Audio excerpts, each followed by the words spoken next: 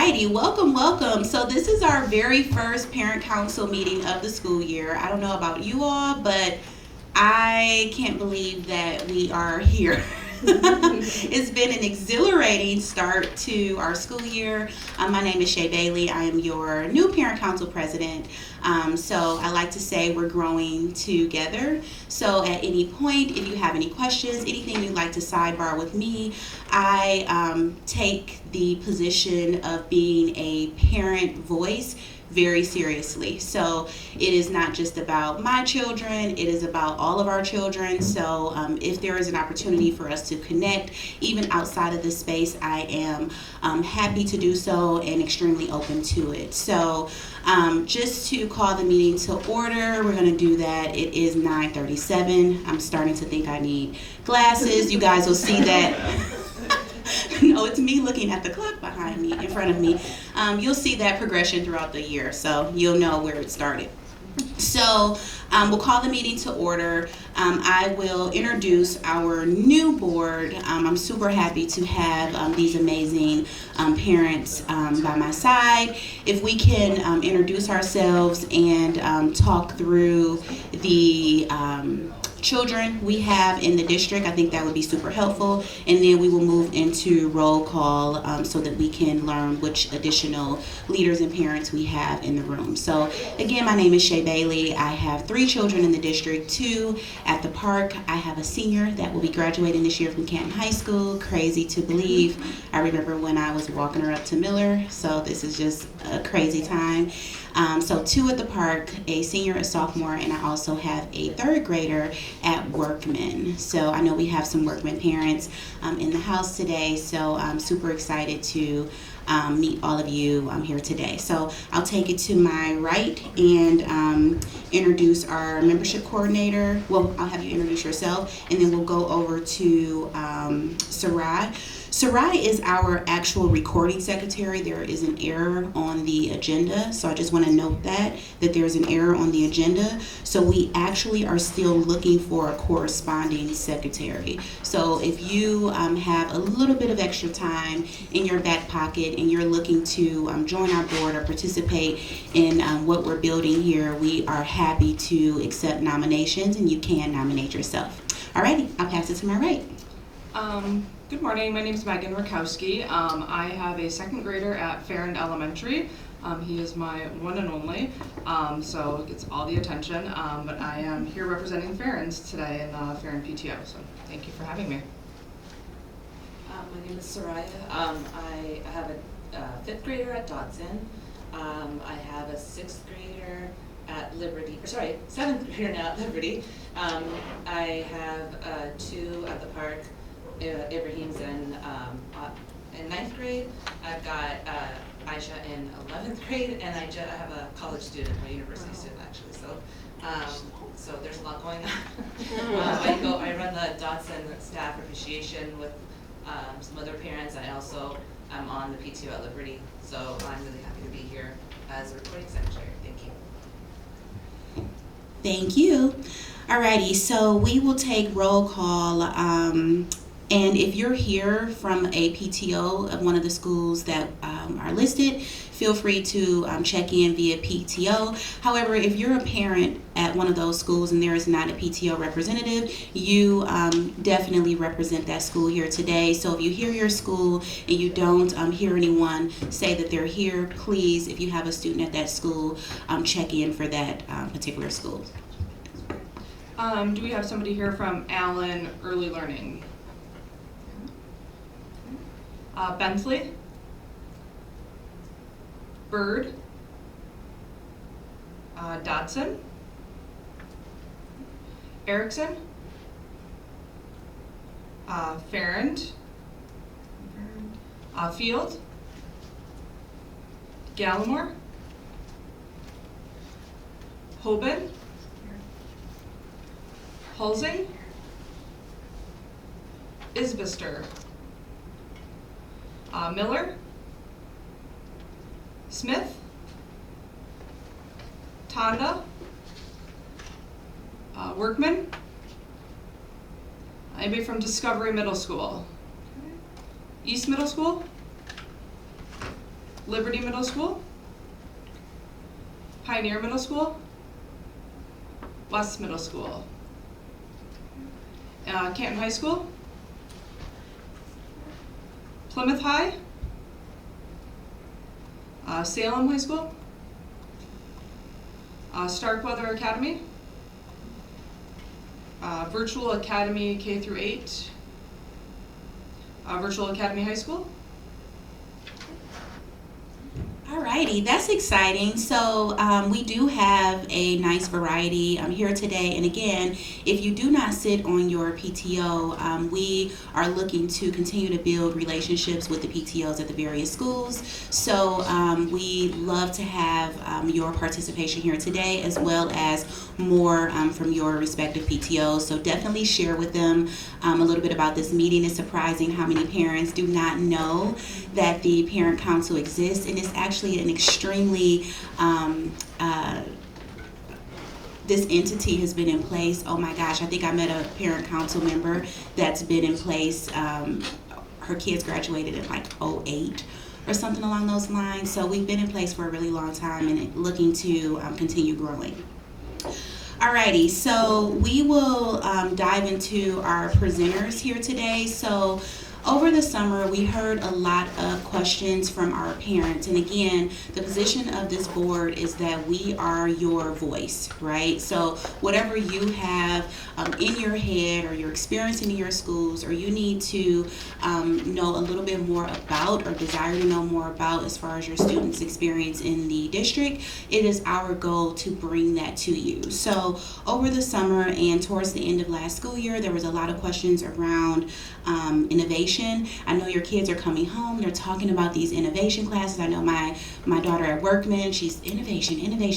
I was like, I need to know more about innovation. And I wasn't the only parent that was curious to see, like, how is this going in our district? So we're excited to have our speakers here to talk through that.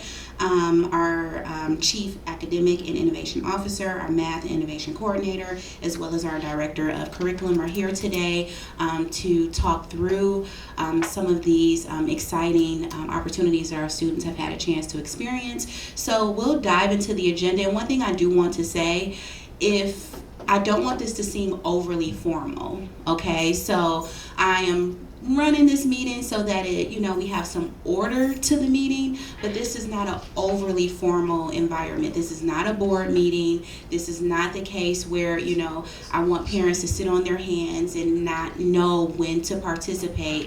If you have a question or you want to bring something to the forefront, this is an informal space for us. Okay, alrighty. So let's dive into the agenda. Is Beth here, or we want to start? We can. I know you guys are going to present together, so however you see fit. We don't have to go in order of name. Okay, cool. Can you guys hear me? Okay, is this working? It is. Okay. Yes. Really want to welcome everybody. My name is Kevin Carr, Executive Director of Curriculum and Instruction. I'm really excited to be here with Joe Amabile, who is our Math and Innovation Coordinator. And we're going to have a really exciting time together. Beth Rail wasn't feeling well, so she's not here this morning. So we're just really excited to be with you and talk a little bit about innovations today. And we're also going to make some connections to the 612 portion of STEM programming at the very end, and even talk a little bit, very little bit, about the innovation and robotics hub, innovation hub that's going to be built over at Canton High School. Okay, and can I ask a quick question before you dive all the way in, Kevin? Frank, do they need to stand for the camera, or are they fine where they are? Let me take a look. Hold on. I would love to get up and walk around. Absolutely, yes. Maybe that camera will. Oh, I don't know where that advance. We'll do what we can. It's not that good. Yeah, you could speak from there. We're good? Okay. You could speak from there. You can move around. Yeah, it's pretty open. Awesome. Okay, so Thank you, hold on. Frank. All right, back to you. Do you want any more introduction in terms of, I guess it might be worth saying that Joe and I are relatively new in our spaces. We're 1 year in, and we've come from other school districts. We came to Plymouth Canton because of the work that's going on in our district, in particular related to our dynamic plan. And so we really see that as being a leverage point for kids and families that does not exist in other school districts, and it's really an important part of the planning and the organization of the work that we do. I specifically came to this school district because of that work and the promise that it holds for students and families to do our best work for kids. It does not happen in this way in other school districts, and so it's just really an important point of all of this. And innovations, this whole presentation that we're going to learn about and learn some things about today is specifically connected to that dynamic plan. And so as we're learning together today, I just want to make sure that you've got that frame, because the work of Plymouth Canton is really intentional in making sure we bring our best to our kids and families. I'm going to turn it over to Joe Amabile, Coordinator of Math and Innovation K-12 in the P-CCS. Great. Thank you. Good morning, everybody. As we're waiting for the slideshow to... If they're going to hear you, though, we need you on a mic. So, sorry. Pick it up. You pick it up. Yeah, pick it up. Wow, this is new. Short leash. I like this. Good morning. Thank you for being here. Appreciate it. My name is Joe Amabile. As Kevin said, I'm the Mathematics and Innovation Coordinator for the district. I'm extremely excited to be here, and I'm glad that it's not formal. I took the tie off and the suit jacket off. I'm like, great, it's going to be informal today. I joked with a lot of you in regards to you have a welcoming gift with you that you have in front of you. Research shows that when the brain is prompted of what's coming next, it creates a safe environment. So I'm just going to let you know in about a minute, minute and a half, I'm going to give you an innovation task. And you're going to be sitting there trying to work through an innovation task, and I'm going to parallel that to what the program feels like for students, and then what it might feel like as adults. I mean, it's all the same. We're going to end, as we said, with talking a little bit about what we're doing with LEGO Education and what we're doing with Innovation Mentors at Bosch and our partnership with Bosch. And then Kevin's going to take over and talk about how that threads into the STEM program 6 through 12. There it is. Great. It's a little blurry, the slides. But Sorry about that. No. We're having technical issues this No, that morning. works. We're working on it. So the innovation program is split up into 3 modules. It's really exciting to hear that students are coming home and having great things to say at home about the program. The first module is basically students for a couple months at the beginning of the year talk about who am I as a learner, and we dive deep into what type of struggles or challenges or positive things do we experience as learners in K-5, and it looks very different. If you go into a classroom, it's really cool some of the conversations that students are having about what it's like to tinker, what it's like to problem solve and not understand what to do right away. And so then that transitions in the middle of the year with how do I communicate well with others? What does communication look like? And I'm going to share some slides that we go through with students in a little bit. You're going to go through an activity. We're going to talk about that as well. And then the very last module of the year is a design cycle type, is a design thinking module. And so it's split up K-5. Every grade level goes through those 3 modules. It's offered K-5, like I mentioned already, and this is a 50-minute-a-week class. So it's a special class that was added in. And so all of the elementary students are taking part in this. With that being said, I think it's about time to... Does this work? All right. Oh, wow, it's way better. Thank you. Yeah. Awesome. Okay. So here is your task. And if you want, you can kind of...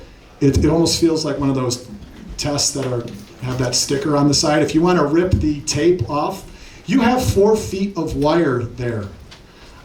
This is not an innovation task in the classroom. This is something I thought up this week and realized I still don't know my way around Home Depot. So I picked those up, and if you want to rip off that tape, you are going to have 2 minutes to do the following. Are you ready? No. Here we go. Using the material provided, create the most efficient, individualized back scratcher. Okay? And I'm going to give you some directions in about 90 seconds. So go ahead and begin.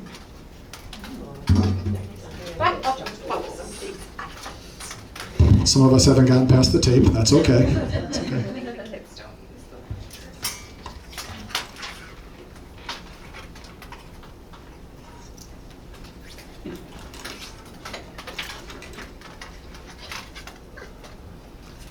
In a typical innovation classroom, the teacher will be walking around asking students questions about, what they're thinking, just encouraging thinking in this time? A lot of different ideas I can see.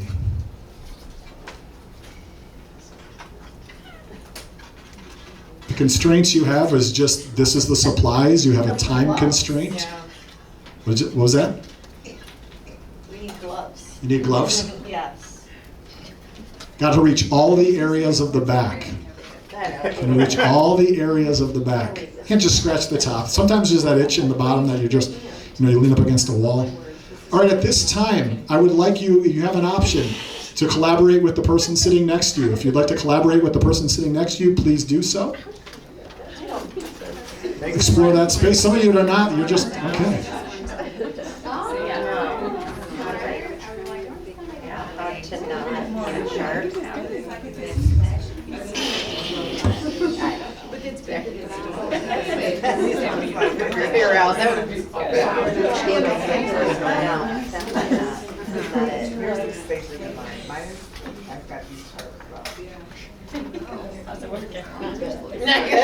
You can feel free to use these throughout the meeting today if you'd like, if you have an itch in your back. I know, I'm like,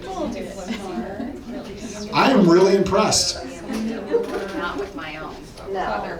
Some of you actually created a little hand out of the wire. That was actually, I did not see that coming.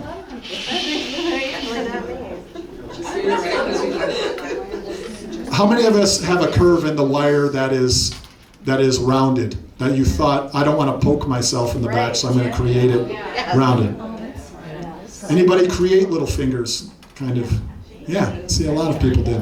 What other designs are out there? Anybody want to share what they made?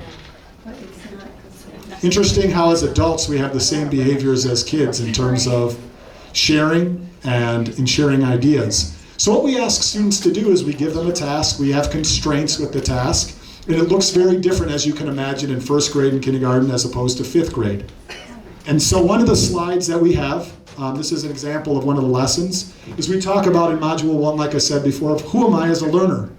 And it's all about growth mindset. It's all about growth mindset, this yet sensibility. You're not there yet. We're learning. We're making mistakes. It's okay to make mistakes.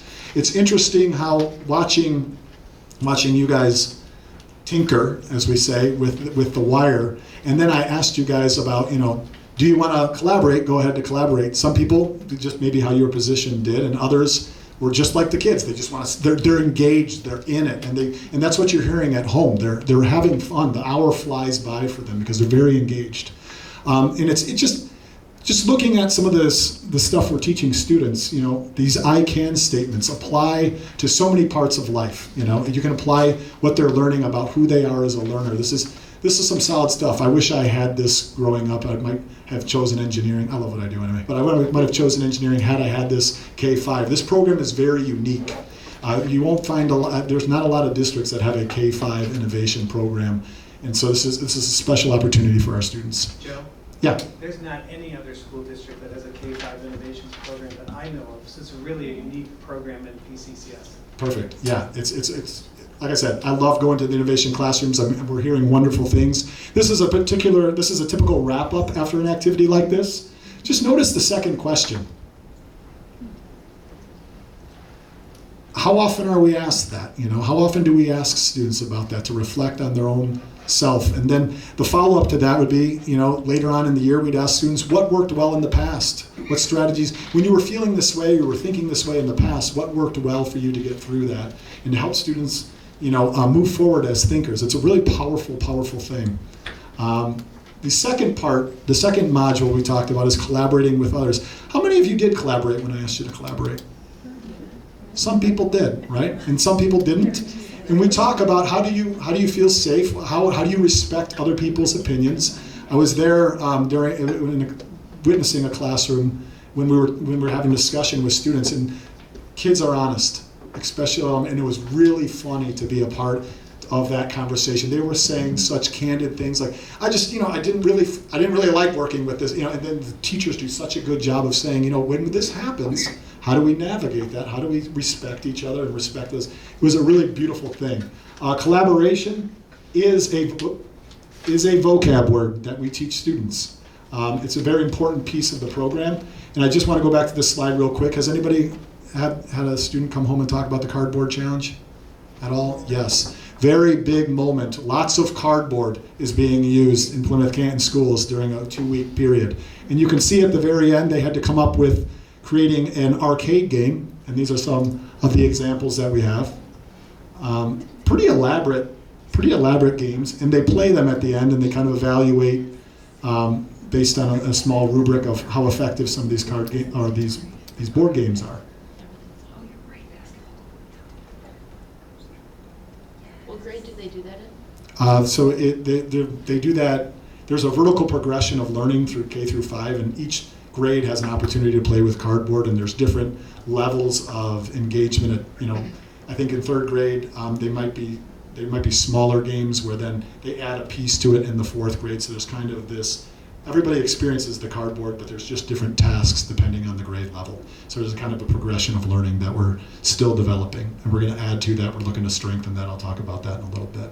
But I think the innovation teachers have, all last year we sat down and we said, okay, what makes sense to have this progression of learning where it's building every year up into 5th grade, so it's a smooth transition going into STEM.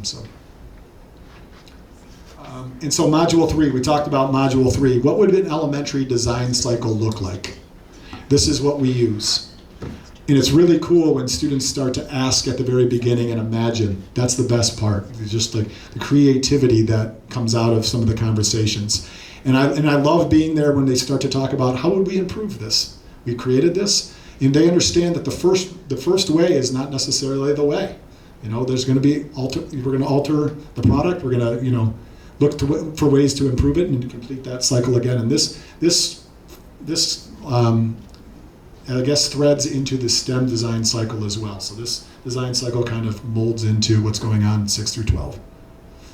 And you can see, we talked about, we had them build a Lego treehouse. You can see just like you had constraints, they have constraints as well. And so there's some more pictures just in Module 3. And this ties right into our learner profile. If you go down the list, I think you've seen this before.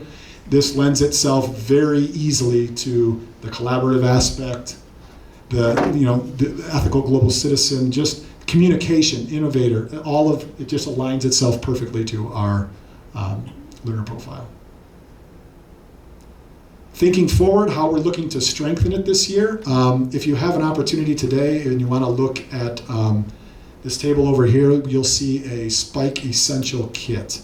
What is that? We've decided with a grant through Bosch to bring in Lego education into the innovation classrooms. Each elementary school last month received 10 Spike Essential Kits. Those kits are applied to a Lego education curriculum, K-5. We're looking to start small and embed that into our 5th grade programs this year. We're having a professional development coming up next month where all the teachers are going to be there being trained on how to use this. I'm looking forward to it, and right after that we're going to start to look for ways to, where would it best fit, what makes the most sense to put that into our curriculum.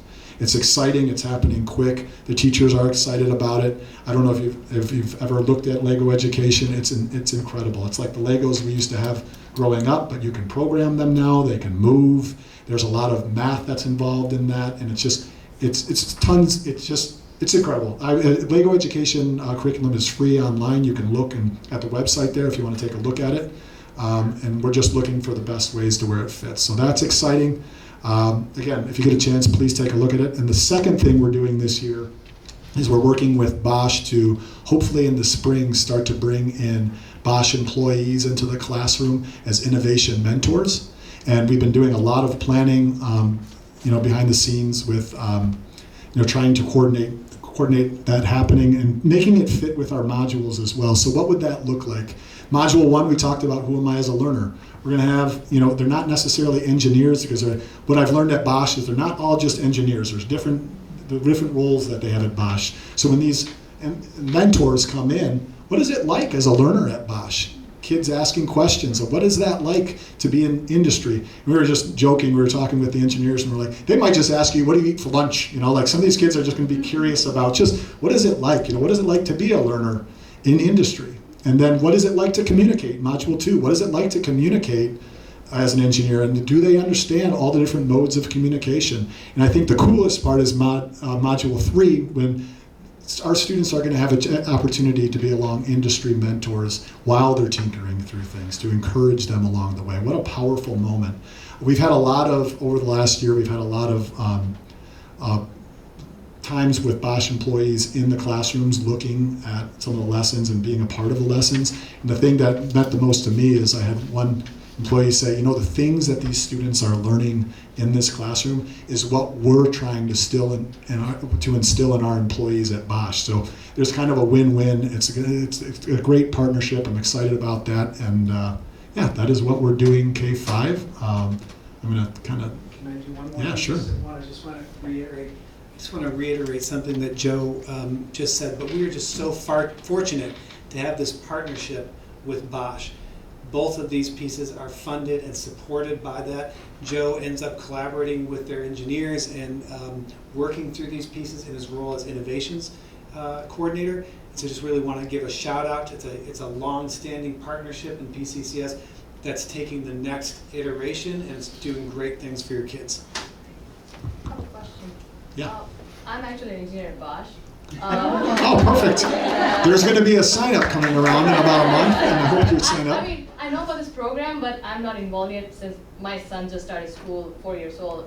So I want to be involved, so if you can give me the contact of the innovation. So what's going to happen in November, what we're working out right now, is that we're going to have some innovation teachers show up at your lunch hours at Bosch, and they're going to be promoting the program. So if you see them at the table, please go over and say hello and sign up.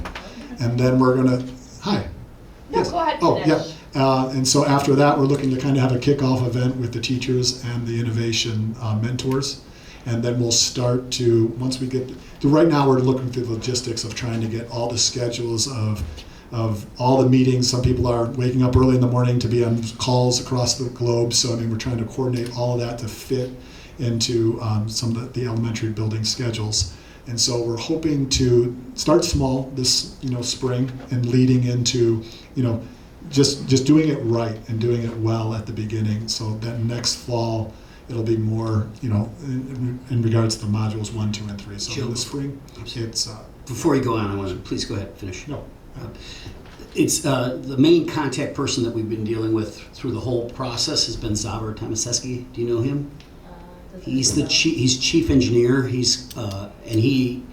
We connected with him through the Plymouth Chamber of Commerce, and he's brought a number of team members into this conversation. So first of all, Bosch has been supporting this district financially for STEM education for probably 15 years. This work has been in the last year and a half or so, and so there's been a number of team members that have been involved. And Zavar really is the guy who has really pushed very hard for Bosch's involvement in the classrooms. And Joe is working with another member of the team, but he's the main person from Bosch who we've dealt with. Thank you. Thank you. Hi.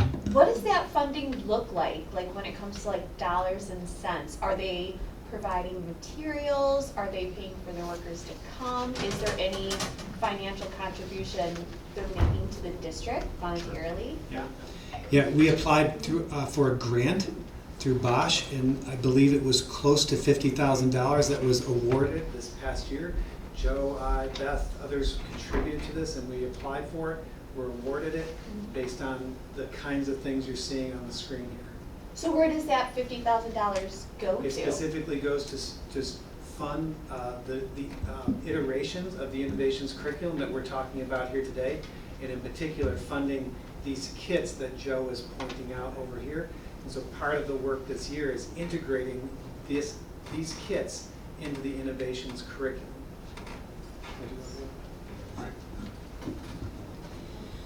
Kevin, before you go too far, I do have a quick question about the partnership with Bosch. I know we're speaking about it from a K through 5 perspective, but does this continue into our middle school and high school students? I think that's just a phenomenal pipeline for students. I know you're going to speak a little bit on that, but yeah, so I'm going to think a little bit with Frank on this one because of my newness, but my information is that the Bosch partnership that preceded what we're talking about today has helped to fund lots of different STEM-related activities that go into middle school and high school, and some of the things that we're talking about here on the screen. And so typically the way that they operate is they want to help us to get started, and then we're rolling. So some of the things that are on the screen here may be things that they've helped to partner with on previously. But Frank, maybe you know more Yeah, about that. I certainly do. So, for those that don't know me, I'm Frank Ruggiero. I work in the Communications and Marketing Department, but I'm kind of the Partnerships Officer for the district, and I've been around for a long time. So I worked with Bosch for a long time here. So there were like 5 different opportunities with Bosch that they presented. This one seemed to be the one to start with because we had a science curriculum a few years back, and Bosch was in the classrooms already with their associates. They have, and I know our Bosch parent here can tell us this, Bosch has a requirement for so much community service for their staff. I believe it's 8 hours, is that accurate? 16 hours. 16 hours, okay. And so they're looking for opportunities for their staff to work in the community. Many of their associates live in our community, so it makes a lot of sense. A lot of the kids go to our schools. So this is the first of what will probably be several partnerships at all levels. The next one, I hate to be too specific because we have a lot of details to work out. So once the idea comes out and we go, that sounds like a good idea, and they say that sounds like a good idea, there are a million pieces in the middle that it takes. Joe's been working on this for 6 months, or more, to get it to the point where we are now, where we're actually going to start welcoming them into classrooms. But there is a piece where Bosch does innovation work with their staff up in Flat Rock, where they have an innovation day where all their suppliers come in into the parking lot and bring all their new technology, and they show their engineers that. There's some discussion about possibly having some of our high school students involved in that work as well. So there's a few things that we've talked to them about. This is the one that seems to be the one that you'll see the soonest. What I can tell you is, and I think we have mostly elementary parents in the room here, it seems like. What's great about all of this is it's starting at the elementary level, and by the time your students get to the high school, this stuff will really be rocking. It'll be great. So, does this work? Okay, got it. So, in connection to what Joe was sharing, it's also important that you know that these types of activities, these STEM-related activities, are interwoven into what your kids go through K-12. And so, in middle school, many students take a STEM class as part of an elective in the middle school environment, and there are also clubs that run. And then as you get to high school, as you get to know the programming of P-CCS and all of the different opportunities that exist in terms of pathways and individual courses that kids can become involved in, I have had a chance with Frank to see our Project Lead the Way work, our cybersecurity work. I've seen the work in the auto lab. And so those are things that I'm currently working with other counties in Wayne County around an aviation pathway for students and making sure that we're giving kids all kinds of amazing STEM-related opportunities as we continue to grow what we've got available. And then there's also tons of activities and clubs afterwards, including, especially these days, we've got lots and lots of kids who are really interested in robotics. And so as a connection to the innovation hub that we're talking about over here, that includes a robotics practice field as part of that new structure that's going to be built. So just a few points related to the 6-12 portion of the STEM programming. Beth was going to talk specifically about these, but we've got those in place as well. And as your kids grow older, if you haven't gotten there yet, those are opportunities they're going to become aware of, and they're just really amazing features of P-CCS, again, that just don't exist in other school districts that are smaller or just don't exist. Is there any thought about connecting up some of these themes with skilled trade training as well? Yeah, we do have robust career and technical education opportunities in P-CCS that I think are also part of it, and always looking for the right ways to connect. And Frank, I'm trying to think of what we know or what I know. I'm only thinking a little bit about, do we have connections with Schoolcraft in terms of skilled trades or other groups in terms of skilled trades? Yeah, our CTE program at the high school is very robust. And we'll take a tour, we'll take a, kind of a tour at the end of the year, and maybe we can get you over to the high school to see. It's at Canton where our CTE program is, and there are lots of skilled trades. There are other partnerships as well. Do I have any middle school parents in the group? So, okay, lots of middle school parents. So this year, all of our middle schools will be visiting a college or university in the area. Another partnership that we're working on. Just made those connections actually yesterday with our middle school principals, so it'll probably happen sometime this fall. But the bottom line is we're working with Schoolcraft, with Washtenaw Community College as well as Eastern Michigan. So all of these themes, and most of this does connect to our CTE program. It's another area we do very, very well, and STEM connects right to CTE. It all connects. Yes. So folks, in particular, the things that I'm wanting to highlight there, the automotive program connects there as a CTE pathway, the STEM Academy and the engineering pathways. I'm also looking for the cybersecurity piece of it as a CTE pathway. So not exactly maybe the skilled trades that you were referencing. So we can come back to that more and find out more about that information. I don't have all of that right here. And Kevin, can you just say what CTE stands for in case we have parents in the room that don't know or watching afterwards? Yes, CTE stands for Career and Technical Education. And so what we do in that type of programming is we're trying to link up students with industry skills that then they can use and apply in their future work. So teaching is a CTE pathway here, automotive, cybersecurity.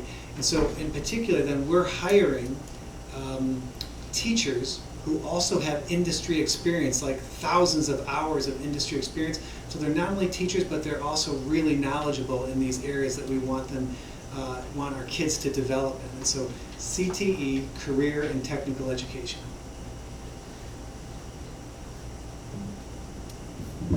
Thank you. Any other questions? I have one question, but I also want to open it up to the group. Any additional questions for Kevin? Yes. Question. I know the Innovation Special is relatively new at the elementary level. About how many years has it been provided at the elementary level? I think that we are in year 2 with that. And so as I was coming in, I was hearing about this new and innovative special that was being developed, Innovations. And so it had been running for 1 year at that point, or had been envisioned, and then we're sort of working through. Joe is in the new role, and we're working in year 2 right now. I think it's year 3. It's the third year. So we're working in year 3. So it was developed one summer, it launched, and then we've continued to develop that. So Joe's 2nd year, 3rd year in the district. Katie.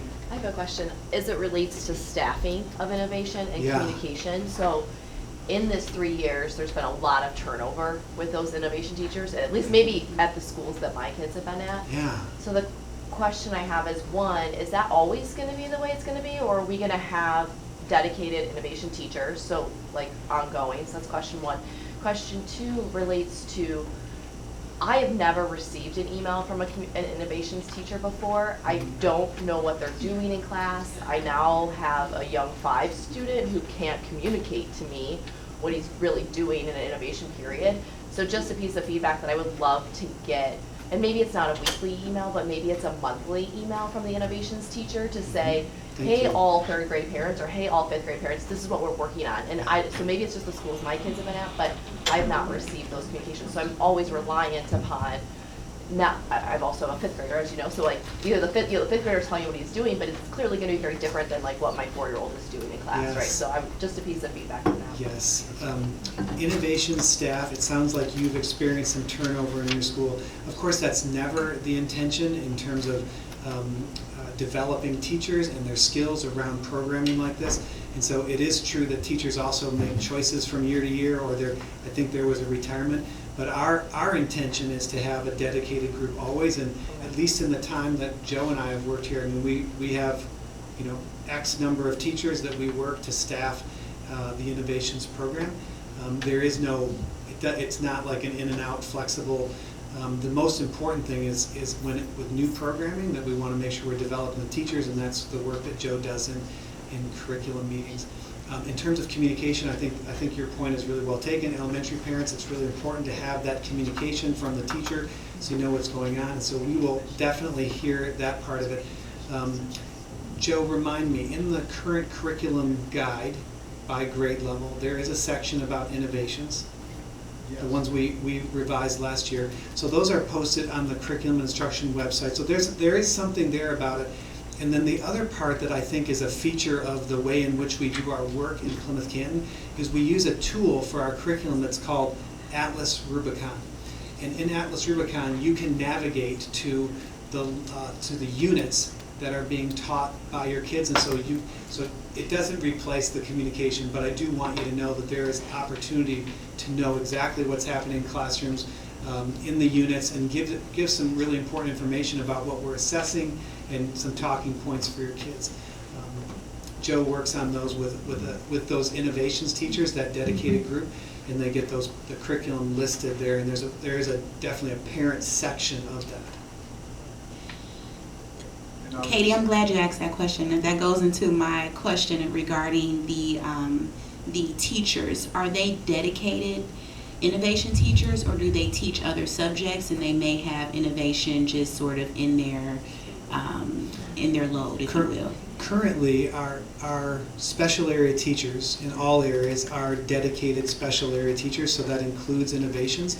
There's not a situation where somebody's partly teaching first grade and partly teaching innovations. They're teaching innovations. Joe, I'm going to check on. We don't have a split assignment. At all. Yeah, I mean it's possible that it can happen, but there's not the intention, especially in a special area program, and we want to have PE teachers and PE, like they have special certification, and with innovations we regard it the same way, is that we want to have dedicated staff there. So that's what's been happening.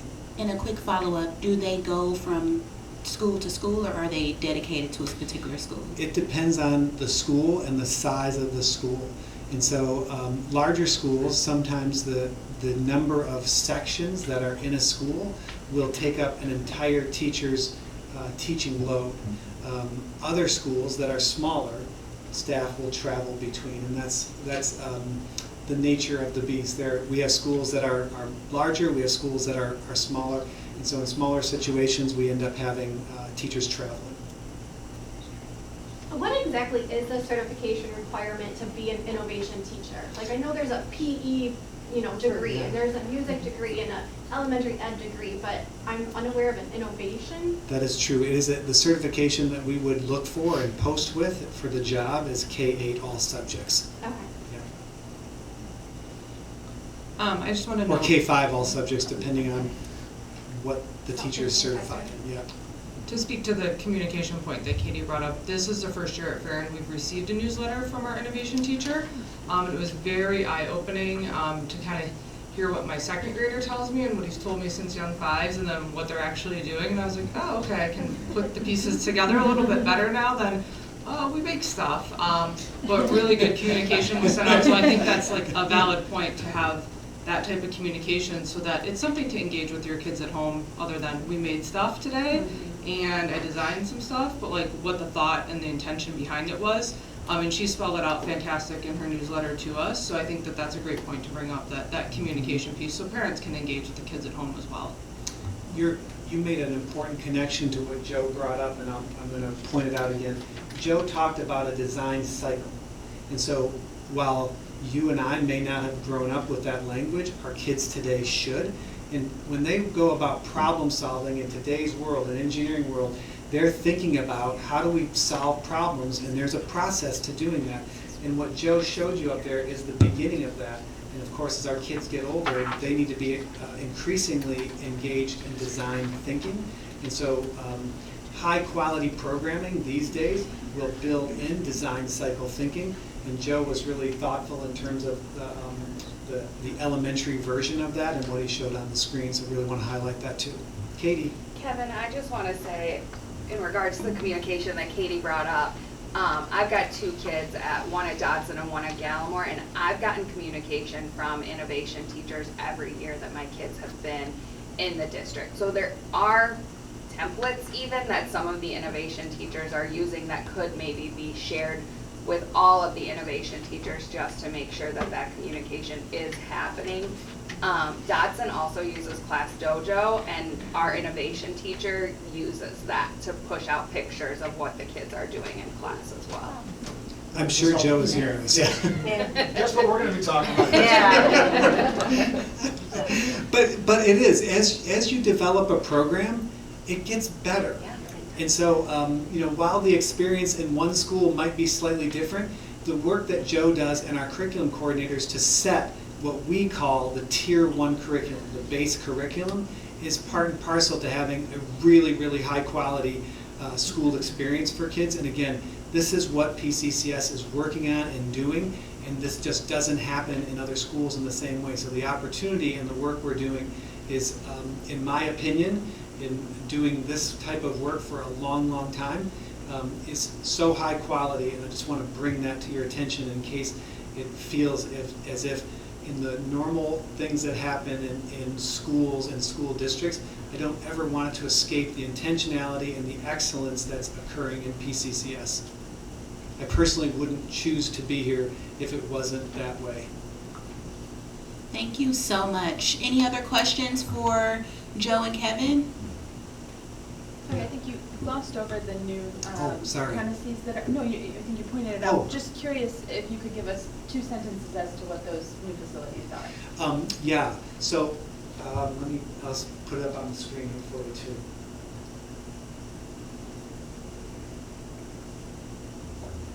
Okay, so what I know about this is it's part of our bond work and part of our dynamic plan work, specifically around the innovation of our facilities and of our programming, that something really important is being developed and it will be added on, and I think that there's potentially even groundbreaking this year related to an innovations hub that's going to be built on a community space that's going to be built on to Canton High School.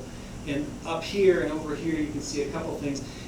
The features that I see up here is an innovation hub space on the right where people get together, they apply the design thinking, they collaborate.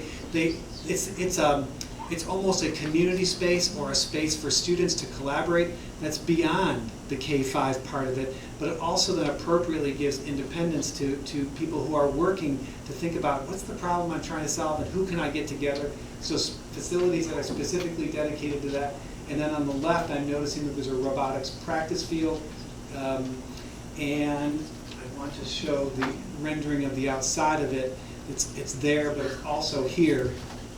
Frank, what else should I be saying about that? So, if you've heard Dr. Merritt speak in the past, she talks about we're preparing students for jobs that don't even exist. She may even say something about that this morning.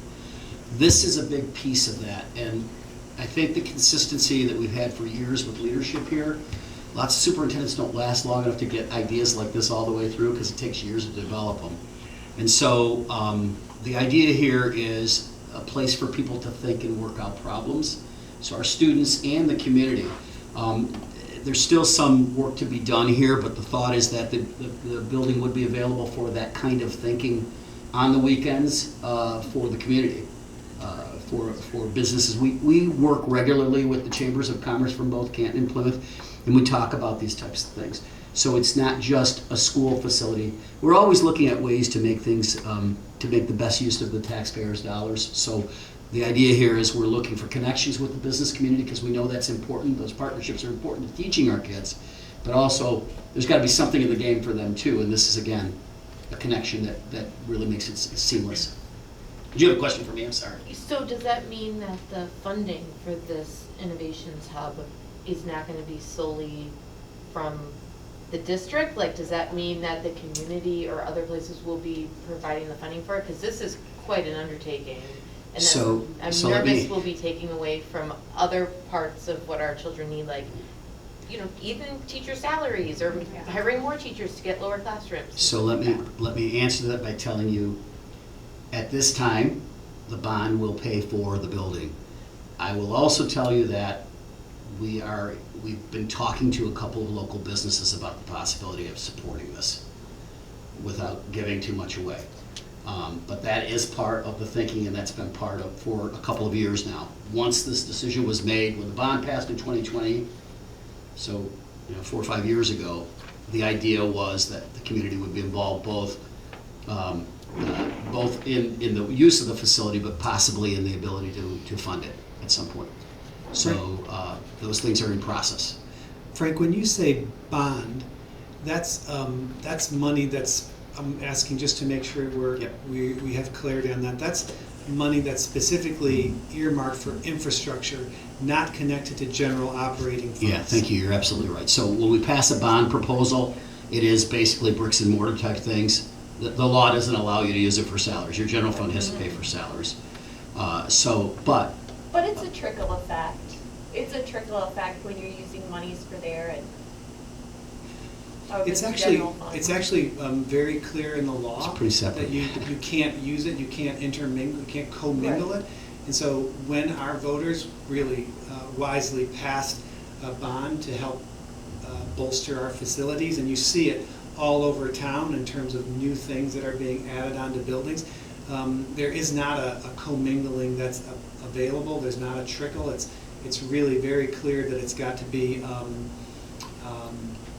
connected to these building improvements, the kinds of things. there are some opportunities for like buses or technology with a bond proposal, but it's very specific about teacher or about salaries in general, teachers or otherwise.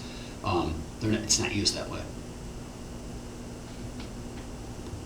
Thank you. Alrighty, thank you so much.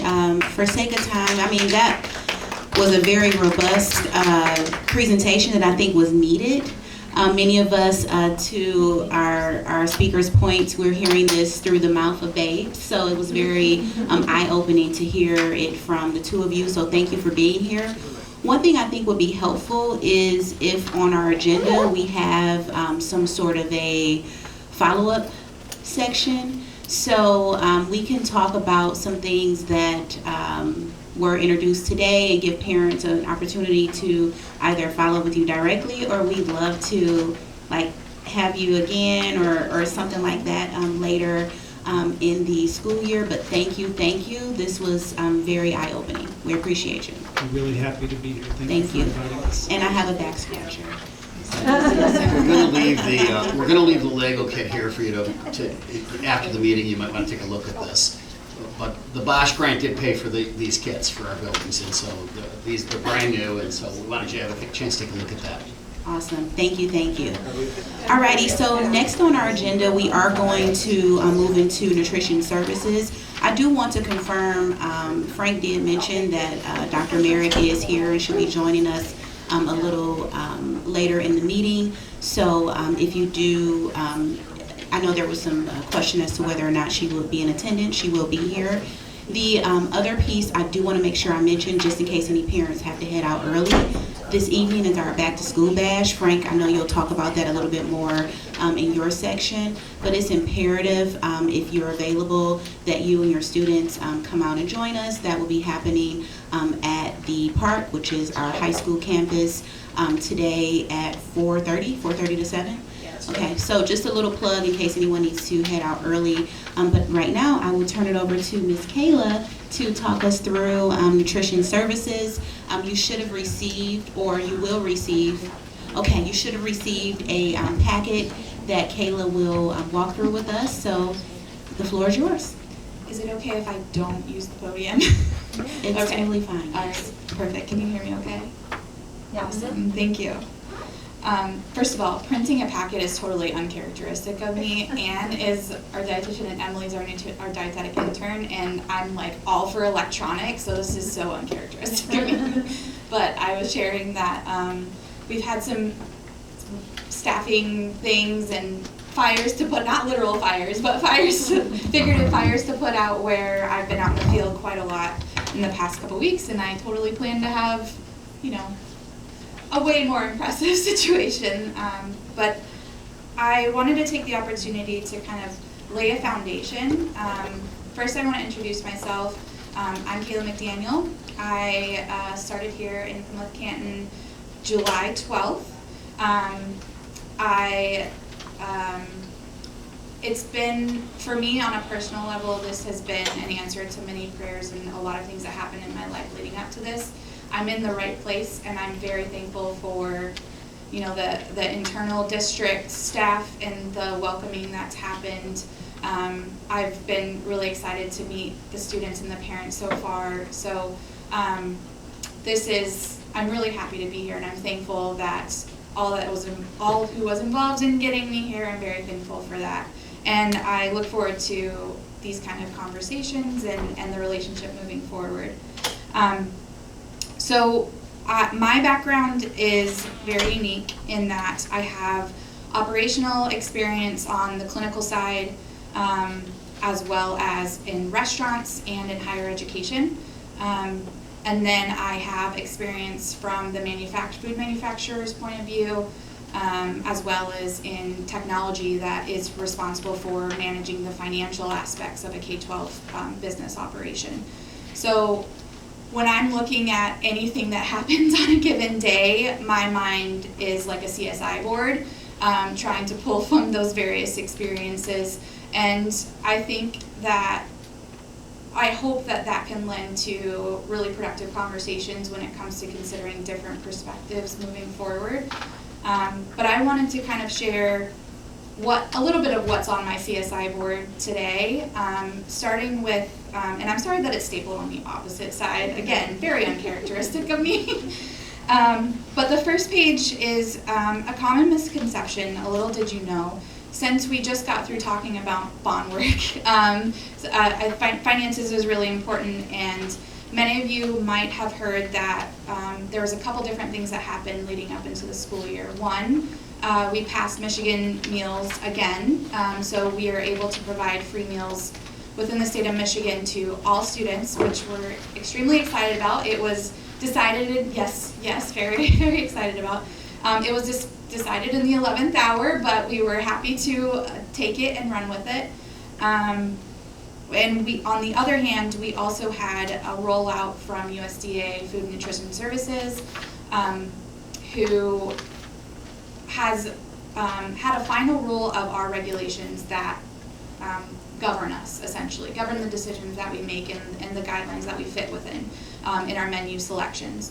And I'll get to kind of all the considerations that go into our menu, but those two things have been a huge driver into just how we exist exactly today and how the school's going so far, the menu choices that we've laid out. But a lot of confusion that's out there is, where does this money come from that's funding our food? And you know, some might be under the perception that it's coming from the general fund. So I do have some bullet points here, and I thought it also was nice to give you a physical packet so you can take it and make notes, and if something doesn't make quite sense, reach out to me for clarification. So I felt like something tangible was really useful in that aspect. But any food and nutrition department across the country that participates in a USDA Food and Nutrition Services regulated program, which includes us, we have to be self-reliant on our own budget. So that means that our funding does not come from the school's general fund that we were just speaking of. So in some cases, and I'm still kind of learning about the district, but we are, if not one of the only ones that operate on their own business. In some districts, they are the only one that operates. They're their own business in that entity. So just to kind of reiterate, our nutrition services budget is completely separate, and we do not utilize the local taxes for its funding. Our funding comes federal. The difference is and it gets a little confusing with the Michigan State meals, but as far as the local school taxes that you pay that go towards the district, that's not utilized in our meals. The way we get income, the way we get revenue, is by having your students eat with us making sure that that meal is compliant, and us basically telling the state, putting in claims, telling the state that this amount of students ate with us, and then we receive a certain amount of money reimbursement back per student that eats with us. So what that means is the more students that eat with us, the more funding we have to provide meals. That was really something that programs across the country tried to push during COVID, is please come and get our meals, because the more you come and get our meals, the more we can do with the meals. And if there was a low, in our world we call it participation, so the more students participate in the program, the more students that eat with us, the more we're able to have more funding in our bank account. And then we can get additional revenue from different sources, like if we provide catering, like Frank can attest to some great sandwiches that I made for him yesterday. They're awesome. We also do a la carte sales in some schools. Not all schools participate in a la carte, but some might serve additional Smart Snack compliant items at additional costs, and that might be what your student would use their balance in their account if you chose to load it up. And then adult meal purchases would also go towards additional revenue. We also have restrictions. I didn't put it in the packet, but we also have restrictions on what we can utilize our budget on. So for example, we cannot use it for structural things, so we rely on, that is a kind of something, we rely on the building that surrounds us to run our business, so we can't pay to build a building and a better kitchen for ourselves. We have to kind of work within the confines of the school that kitchen exists in. And there's some other boring details, but we do have some restrictions on what we can spend our money on.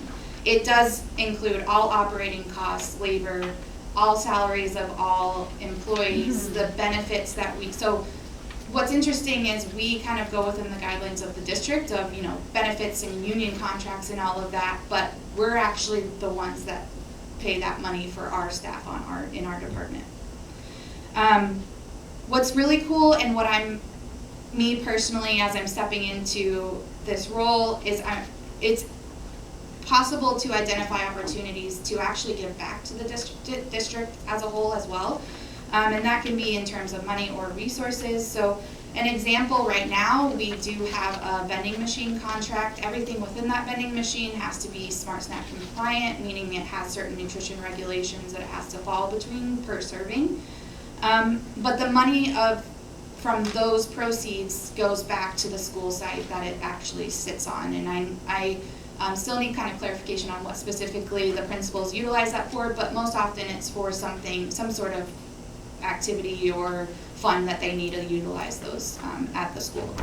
And then we manage the local wellness policy within the nutrition department, so I think that is a resource that is given back to the district as far as setting a good ecosystem of wellness overall, and kind of managing that conversation and making sure that it's top of mind when it comes to the wellness, nutrition and wellness of our children, our students.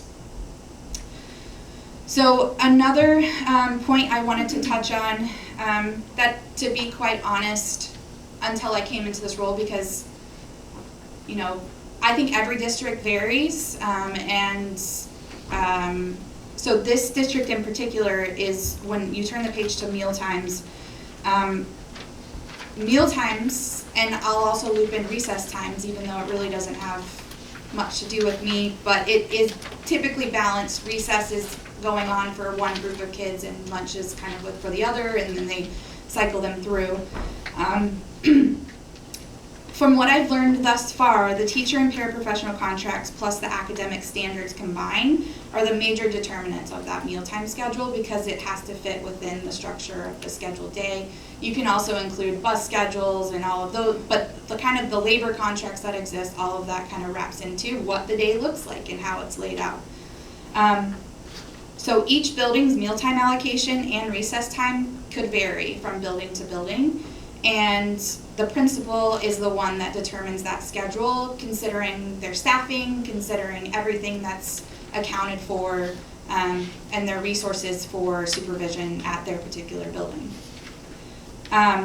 This schedule, I can speak for this particular year, is delivered to us to our managers at each site about 1 to 2 weeks before school starts. So as you can, yep. I just have a question in regards to what you said about the amount of time is allocated by the principals. Is there a certain amount of time that the kids get for lunch and recess? Is that like across the board, or is that determined by the principal as well? There is a regulation of the minimum amount of time. What I hope you learn from me is that I'm very into mindful consideration of what's best for the students, but there is a minimum set, and as academia is coming up to say what those standards are, I would say that I wish it was more.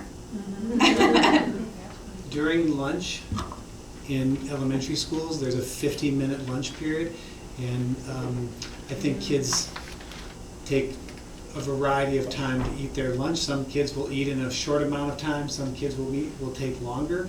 But as we think about that time, I think kids are eating for 20 to 25 minutes and recess 25 to 30 minutes. Yeah. And so to clarify, the balance is between recess and lunch. And so recess, if it's a 50-minute time frame, it may be 25 minutes and 25 minutes. It may be split differently. But yeah, in elementary, that's the standard. I do have a follow-up question with it, and you may not be the right person for me to ask, so I apologize if it's not for you. But I know that the elementary recess has been cut by 10 minutes this year. I know you said you don't have a whole lot of say. I don't have any say. The only reason I bring it up right now. I am not the right person. But recess has been shown to be a essential part of a child's day, and they need that unstructured playtime in order to be able to concentrate in the classroom. And I have a lot of experience with young children. I was an educator for many years as well for young children. They need that unstructured playtime. Why have we cut this essential part of the day by 10 minutes this year for children?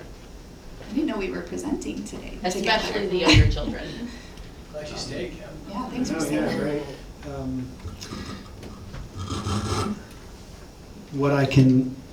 What I know about this is that through work last year, I understand that elementary schools in Plymouth-Canton took either 20 minutes or 30 minutes previously. And so there has been no cut, but there have been some established targets. And so the targets meaning how do we want to use time during the school day? And as a part of that, there has been a recommendation to say, create a schedule that shows recess at about 30 minutes at lunchtime, 20 minutes in the afternoon, but also it's important that teachers are always going to be taking into account the needs of kids. So sometimes that can mean that you have to go longer or you do things in different ways. The other part that I think is important to bring up is that within the school day, as a former educator, of course you know that it's important that kids are always moving.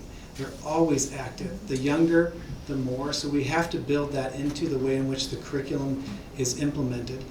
And the other part that has been significant in the work previously, and I think is in place in Plymouth-Canton, but really thinking about how do we teach kids to understand, and as former educators, I'm going to use a little elementary teacher language, how's your motor running?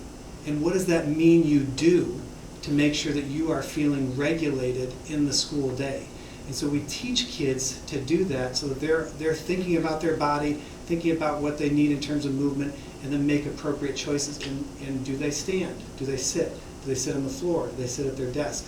And so allowing for that type of work in the classroom. And so I would call that flexible seating is an important part, but building in movement, building in understanding of regulation is all a part of that. But really the question you asked was about recess. I wanted to give you that little bit of history.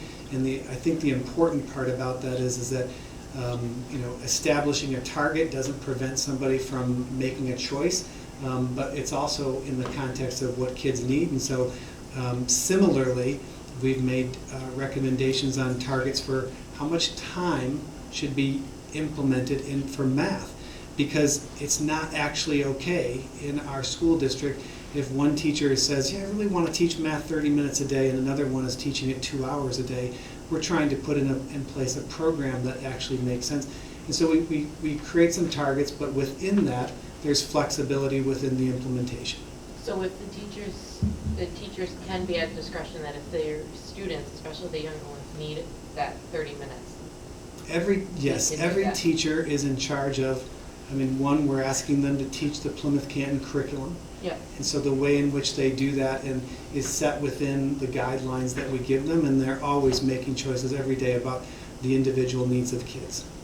I guess so. I guess it's confusing what you said. So then why, there's been so much talk of it's been cut 10 minutes, and you said the target.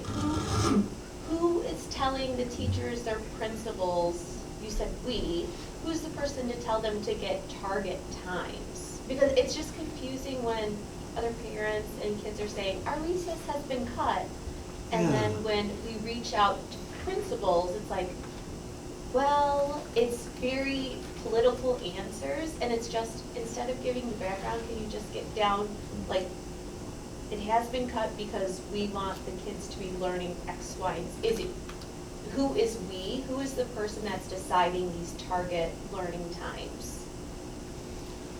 So, in terms of answering all of that, the person that gives the expectations in terms of what's expected of employees and how we want to do our jobs is part of the way in which we do our curriculum and instruction work, but that comes from the building principal and their supervisor.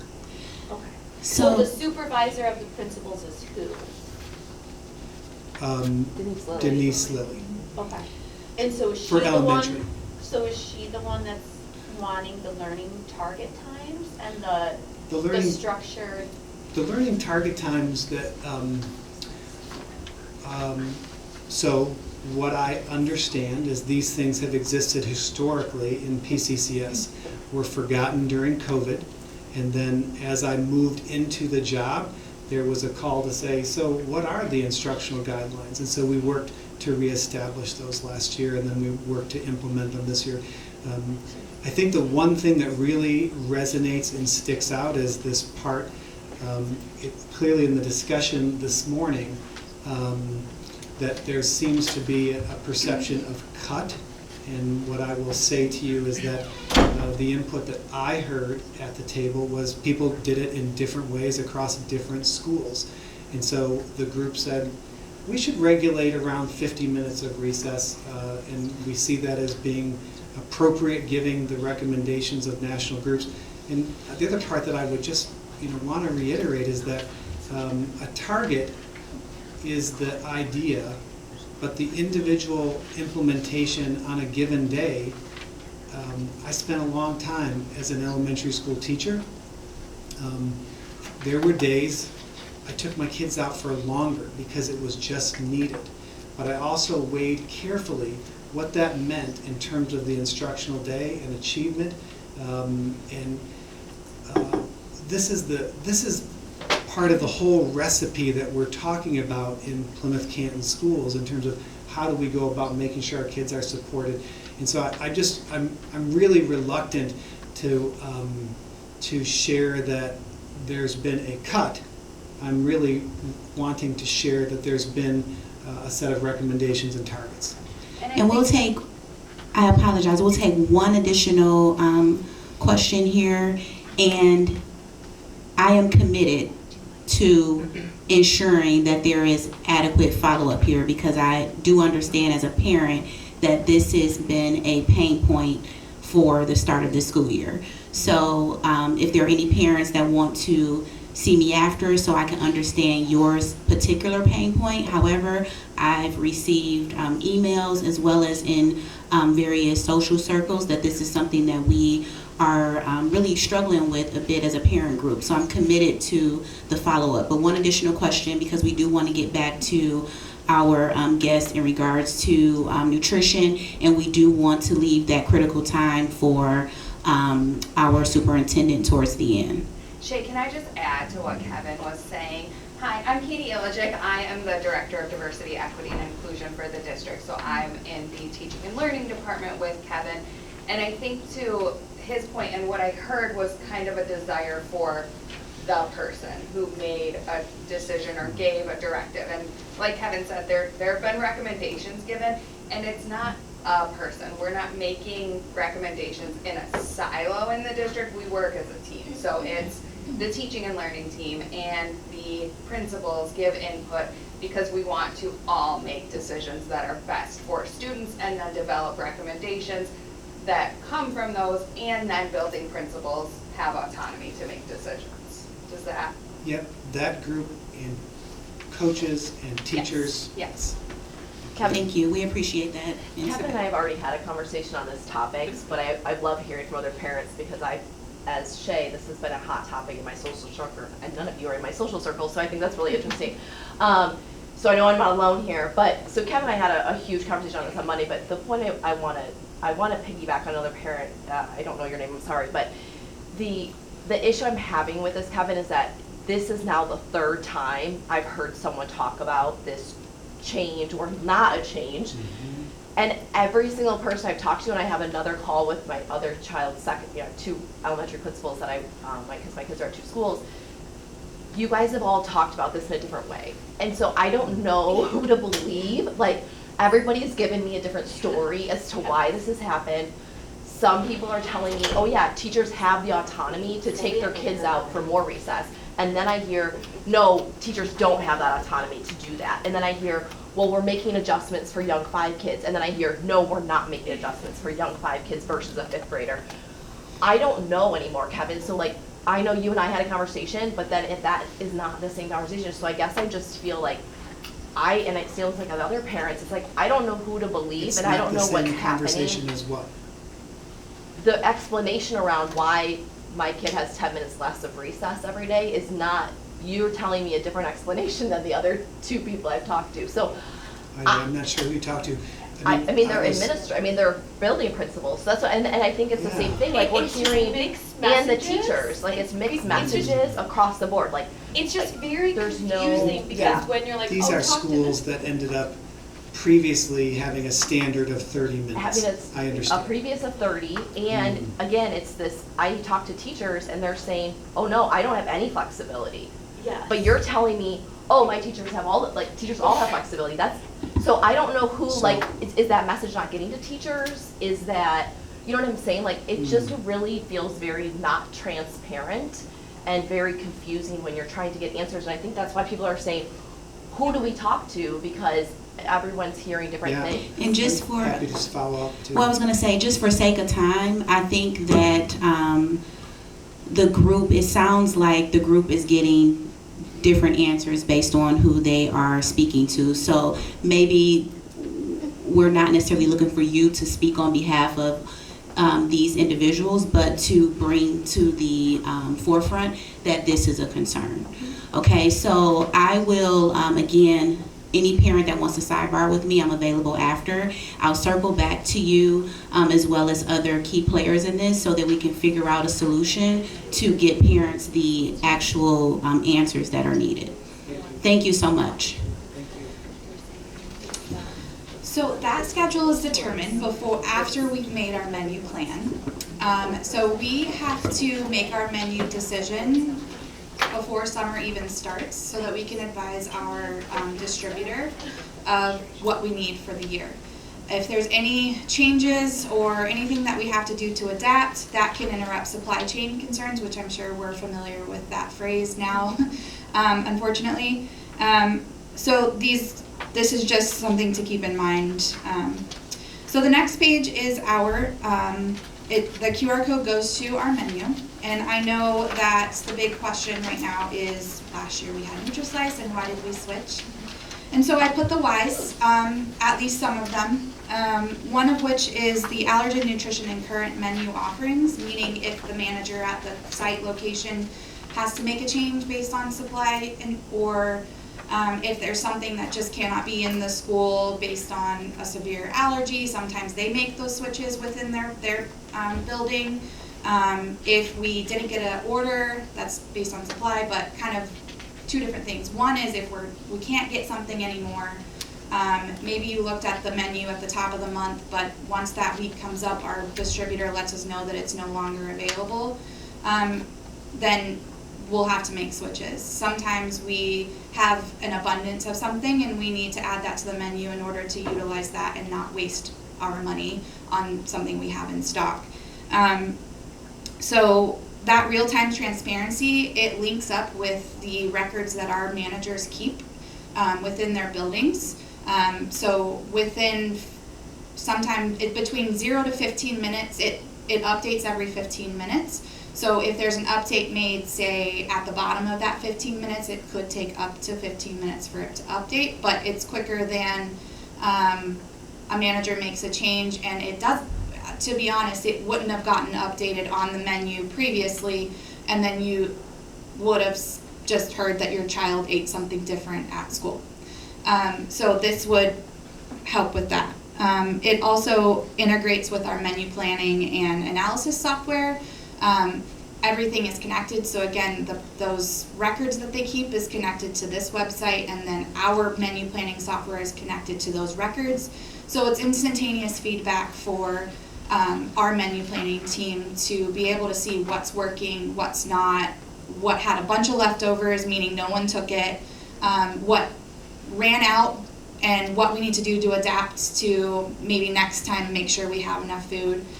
And I'll take a moment to say it's really important to me and to my team to make sure that the first person in line in very first period lunch has the same exact experience as the last person in line in very last lunch. Now that doesn't mean that we're gonna 100% always be perfect, but it does mean that if it happens that we don't make that happen, we're gonna adapt, because first of all, our managers are incredibly efficient at keeping track of those things, but now we have data to support that, and so we can accommodate that when we place our orders the next time and plan our menus. We have, with this new site, we have a really big potential for future custom development. So this district has some very unique needs that maybe another district doesn't have, and what that means is sometimes in the communication of things that we're putting out, we might need our websites or our sharing sites to have different capabilities, and we have that with this. And because of that seamless integration, it just leaves further opportunities for the improved communications between all parties, all channels. So we have to communicate with nursing staff, we have to communicate with principals and teachers, we have to communicate with you. We need the students to be able to communicate back to us through their actions, and hopefully in the future they can have some way to submit instantaneous feedback to us. So those are things that we're looking forward to. And then we also already have some enhancements to the website, meaning I know that pictures is in the pipeline for future development, and I know that a monthly menu view is in the future development for the website. So we hear you. It's just like Anna would say in Frozen, it's the next right thing, right? And we have to take babies. We can't do everything all at once, but we've heard that feedback, and I wanted to give an explanation of the why, and then also give an instant QR code to the menu so that you have access to that. Another note I want to mention, and it would be ideal again if I wasn't out of my characteristics and I would have had something up here, but on that website, not only is it the menu that you can click on just like NutriSlice and see that nutrition information, there's additional tabs that you might not be aware of, where it says nutrition information, or there's another tab that says allergen and preference. So this is designed to mimic what we experience in restaurants, where you see kind of the nutrition listing of every single thing that they offer in that restaurant, and you can search and identify the item that your child consumed, and quickly see the nutrition information or the related preferences to that, or allergens to that menu item. So this is kind of an additional feature to mimic what we're used to outside of schools. Okay. For the sake of time, I'm going to move on, but I have our nutrition email on the back of the page too, so please feel free to ask me questions. So I wanted to kind of go over what some things are that go into meal options, what goes into planning our menu. So at the end of last year, we received a stack of feedback from those that chose to participate. We also take into account previous participation. So if you'll remember, participation means those students that eat meals with us. Previous item challenges, so maybe something we had in the past was well liked, but now it's not available, or that was just really hard to get in. Maybe it was very expensive, and sure, it tasted good, but we ended up losing money on that serve, so those are some things that we consider. And that loops into supply chain and availability of product. Our cost/budget, our budget per meal after overhead, labor, everything that's accounted for beside food and supply leaves about $1.40 per plate. If you can imagine planning a dinner party for 200 to 800 students and upwards of 1,100 students in the high schools, all coming in at one time, but every single plate has to cost under $1.40. It's challenging, and then also make it healthy, but also meet the definition of what healthy means to every single person. So all that into account. And I put labor on here as kind of an additional portion because that encompasses staffing. If we have call-outs, sometimes we have to make operational decisions to meet the needs of just getting the students fed and making sure we're still compliant with nutrition standards and getting them through the line so they can get to the rest of their day and actually have time to sit down and eat. That's all very important to us. Food safety, food quality, allergens, special dietary preferences are, of course, our guidelines that we have to follow. And then we leave room for the fun stuff of trending food concepts and what we can try to kind of push the culinary envelope. And then equipment, can we prepare it in the way that we want to, and do we have the proper training? Would you like me to cut it short, or? We do want to leave some time, and I know that you had some time taken out of your presentation, but I will tell you this is super helpful. Okay. You providing this document and also providing your contact information. So if there are any other points that you think you definitely want us to leave here with today, please continue to share those. We are running a little tighter on time.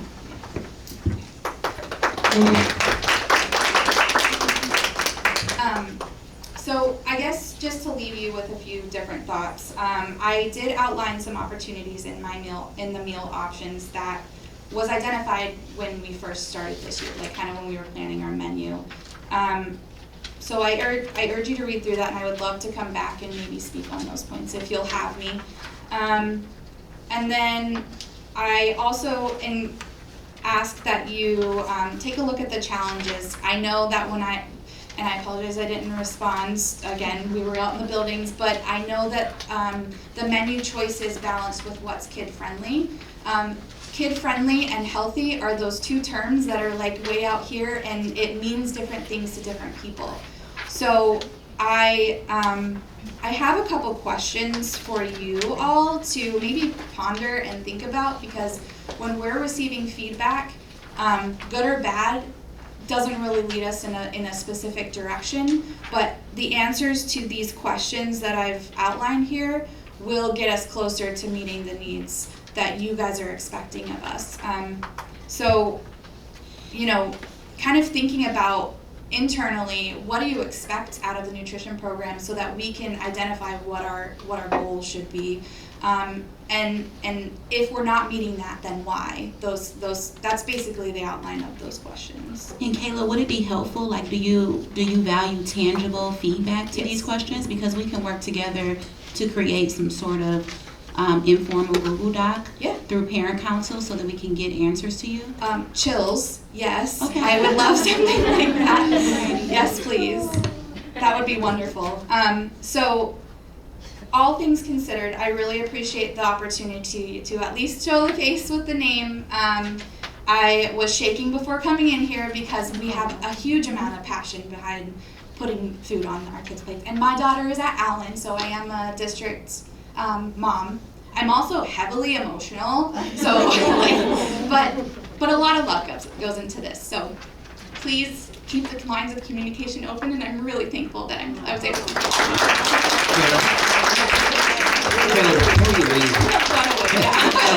run. Will you introduce Anne, because I think she's an important part of our team, and she's in the room. So I I was trying not to give Anne responsibility in this meeting, but Anne is our dietitian, and again, Emily is our dietetic intern, so she is here to observe and get the experience. But Anne is the menu planner ultimately, and kind of manages the nutrition content and making sure that we stay golden on our regulations and compliance. And we've worked side by side, and sometimes I'm not available, and she's in the grid of it. So she's most definitely an important part of our team. Oh my gosh, thank you so much. Welcome, ladies. So we'll work directly with the three of you or one of you at least to get that form together and get it out to our parent group so we can get that feedback to you. We appreciate you greatly. so much. Thank you. I just wanted to say how much our family appreciates the halal options, and I know you've helped so many families like me that struggle with that. Yeah. So my kids are just so excited to have halal options, and I just appreciate it so much. And I just want to thank you. It's truly our pleasure, and if it's okay, I do want to mention, and there is a bullet point in your packet that we worked really hard to minimize the exclusion and maximize the inclusion and the consideration of diverse families within our community. And maybe consider that in answering the questions and the feedback where what I know is what might be healthy or comfort food or kid friendly to your family or to a Hispanic family that typically, and I was raised on, my grandparents spoke Spanish, like I was raised on enchiladas and tamales and all that stuff, and like that is things that I would expect in lunch, but that's not this, the typical American fare. So these are all the things that we consider in trying to level out the playing field and offer, and that in that offering is nutrition education and global education of what exists out there past, just what exists and what's offered to them in their local environment. So, all right, thank you. Alrighty, thank you again. I will turn the floor over to our superintendent, Dr. Merritt. Thank you so much for carving out this time of your day. We're always super excited to have you. Thank you.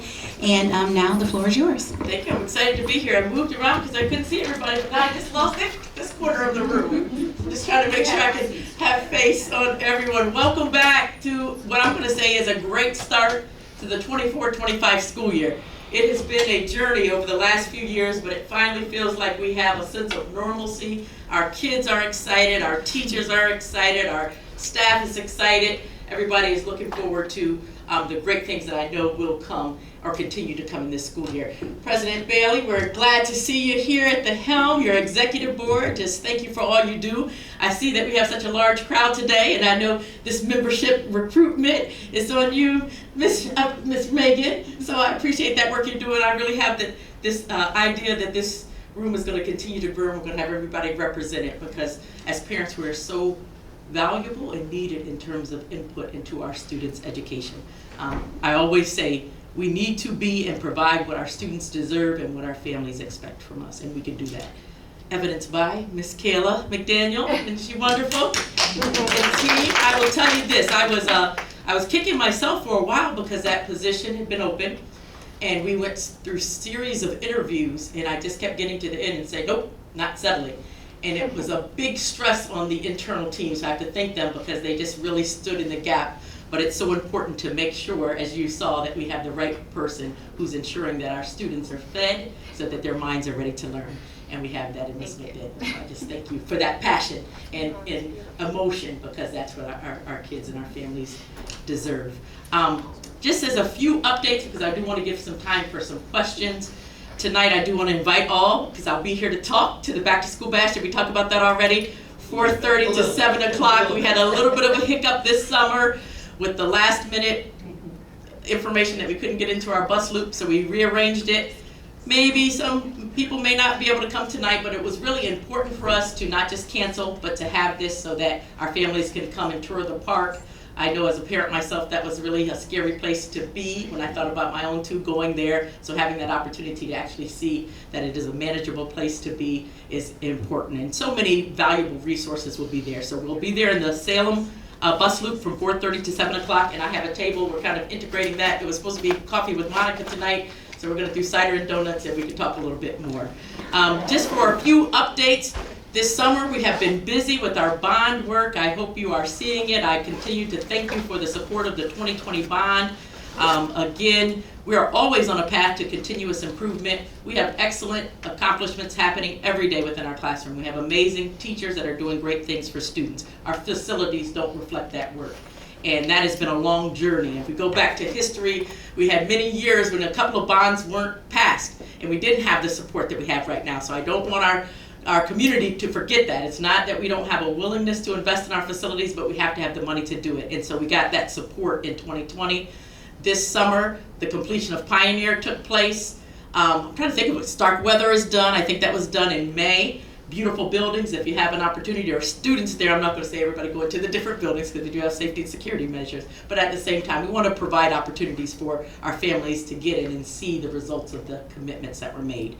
This summer, East and West were underway, so they're currently, they have some additions, office renovation, safety and security, vestibules, new furniture in every building that we hit. So each time that there's a school that's up, there's classroom furniture for all. I think life skills rooms, parking lots, which is a great need. So many projects, never enough money, but trying to make sure that we hit everything that we can through this bond. Up next we have Farrand, Hoban. We actually did some work on Hoban. The drainage, that was a big issue that we've been experiencing over years. So they were able to get down and put a drainage system outside.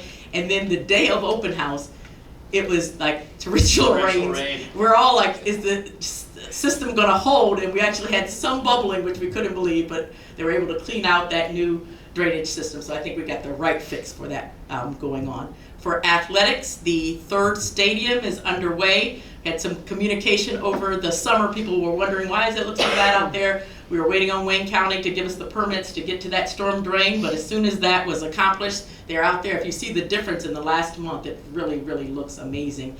The concession stands, I think they're in progress right now. The Innovation Hub, I believe that Joe was here earlier talking about the elementary program, and that's really kind of planting that seed early as we look to innovation and preparing our students for jobs that don't even exist today. So I'm excited about that Innovation Hub that is currently underway. So much around the district that we can all be proud of.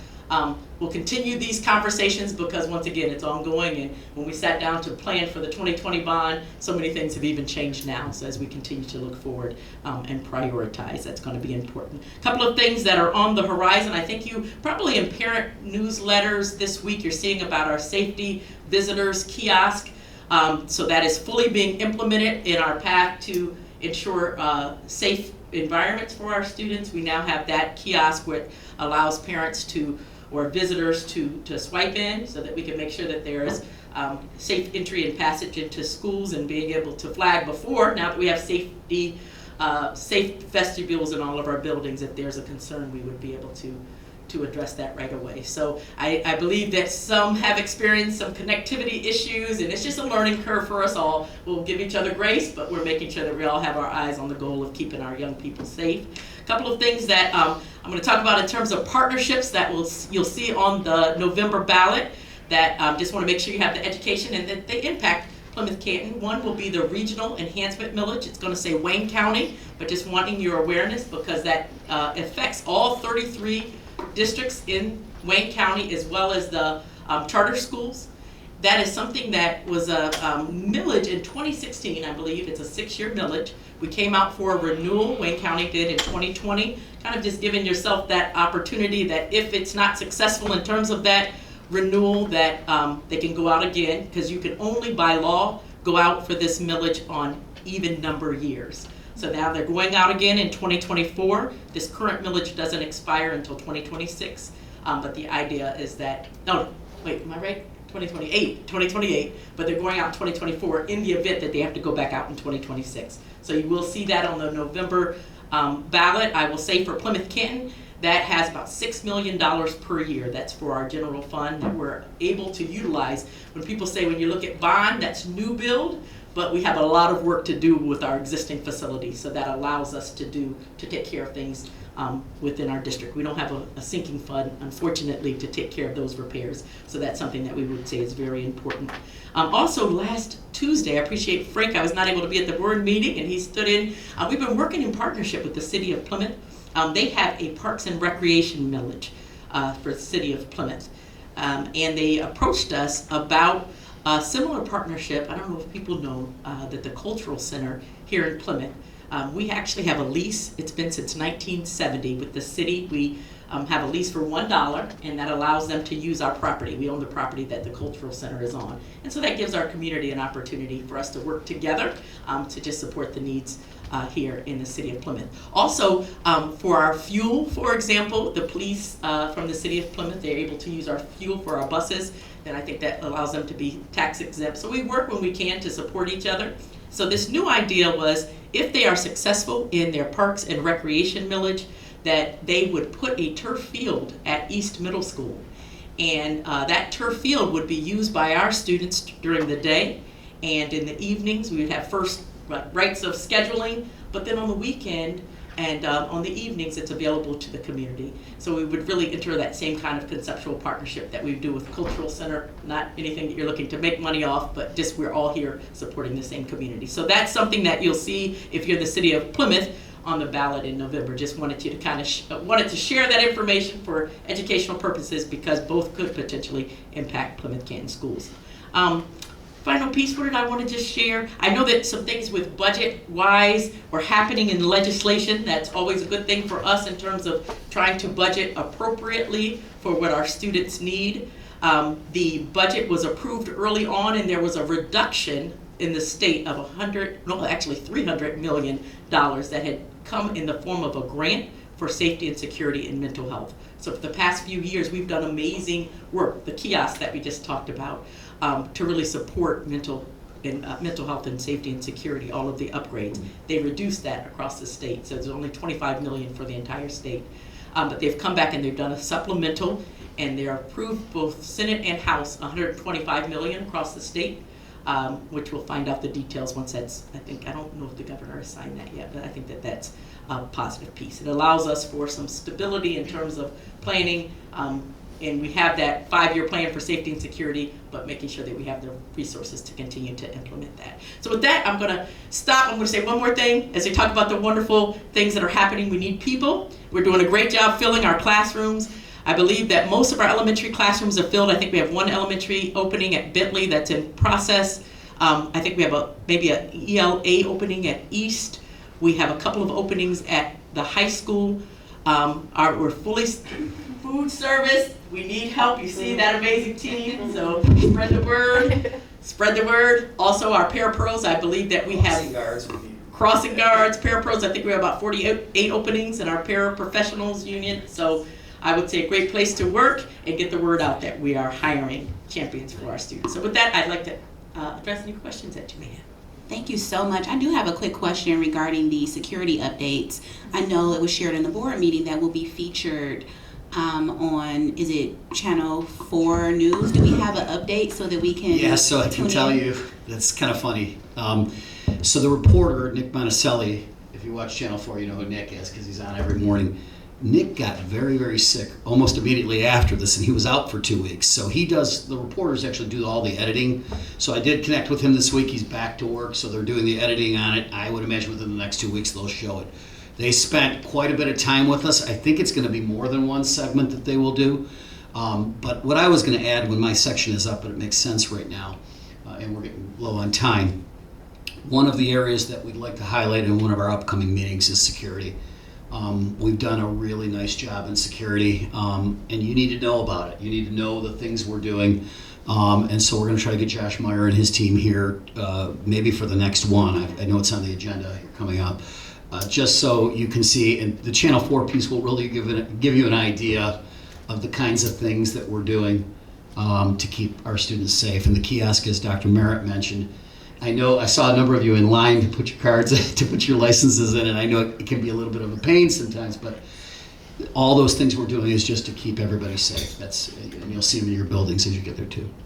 Thank you so much. So as you guys keep us posted, we'll definitely keep you all looped in via parent council. Any questions for Dr. Merritt? Yes. Piggybacking off of the topic of safety, it's wonderful to hear about all the great things happening this school year, but as a West Middle School parent, we also had a very alarming start to the school year with 2 threats. And I appreciate the communication that went out, including with a letter from our county prosecutor, which was very helpful and gave parents great talking points. But I'd love to understand what the plan is for continued communication in the schools about not only safety and threats, but also mental wellness initiatives. It's just a great question. I appreciate it. I will say, what research also will say, when you have a school shooting, typically about 3 weeks following that, you're going to have an uptick in copycat and threats that are not credible. But you have to address every single threat because we can't take a chance on that.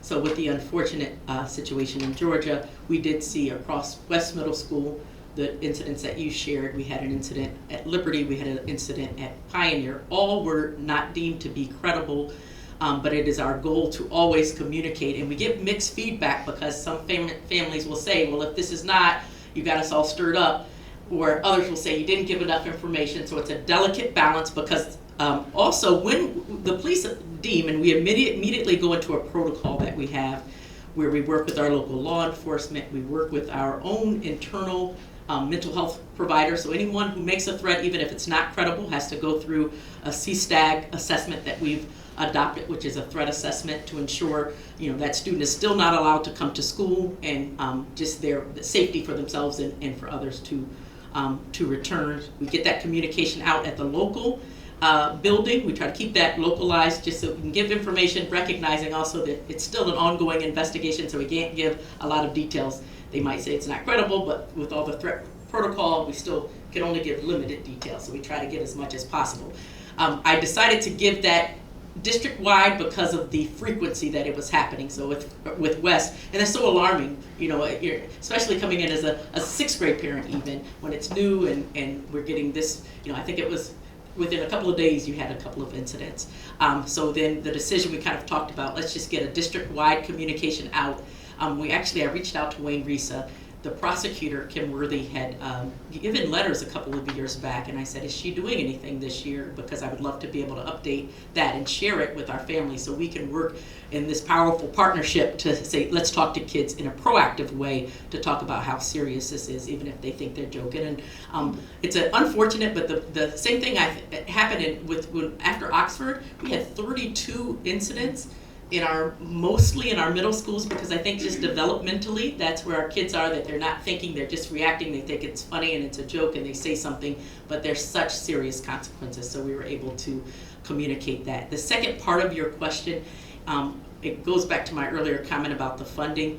That 31AA was for safety and security and for student mental health, and we've done a really nice job expanding our counselors and our school psychologists and social workers in terms of the numbers of supports.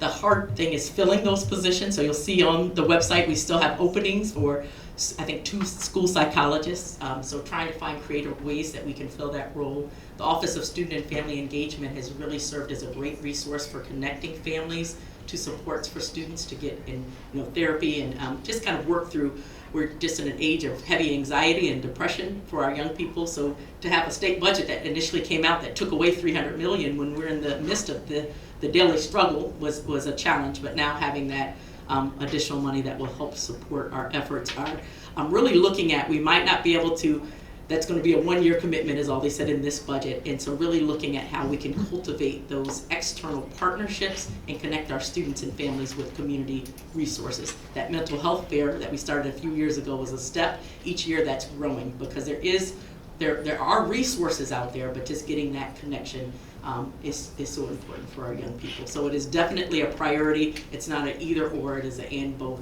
Dealing with in a proactive way the challenges that our students are struggling with, and then putting the supports in place, and then communicating. And we can always do it. We always hear that. We can always do a better job of communicating. So trying to get just that information out as quickly as possible to be transparent and assure parents that students are safe. That final line that I put in that letter, we would never open up a building if we believed that there were a chance that there were going to be violence. So without having the details, just rest assured we would not be open if we hadn't checked the boxes that we believe is appropriate for us to keep school open. So I hope that answered the question.